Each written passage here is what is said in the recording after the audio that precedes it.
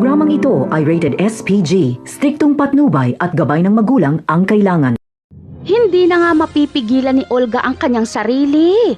Gustong-gusto niya nang patayin si Tanggol. Wala na siyang pakialam kahit makalaban niya pa si Ramon basta maipaghiganti niya lang ang kanyang anak. Kaya hindi na mag-aalinlangan pa si Olga na barilin si Tanggol. Samantala, hindi naman tatamaan si Tanggol. Bigla kasing tatakbo si Mokang sa gitna ng bakbakan. Gusto niyang sumama na kay Ramon para matapos na ang bakbakan na ito. Dahil kapag hindi ito gawin ni Mokang ay mapapahamak lang si Tanggol. Hindi mapapatawad ni Mokang ang kanyang sarili kapag mamatay si Tanggol ng dahil sa kanya. Ngunit ano na kaya ang mangyayari kay Ramon at Tanggol? Magkakakilala na kaya sila na mag-ama pala sila?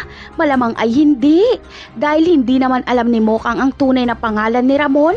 At hindi niya rin sasabihin kay Ramon ang tunay na pangalan ni Tanggol. At nang sa ganon ay maprotektahan niya ang pagkakakilanlan ni Tanggol dahil iligal ang paglabas nito sa kulungan. Hahanga naman si Ramon sa tapang at galing ni Tanggol.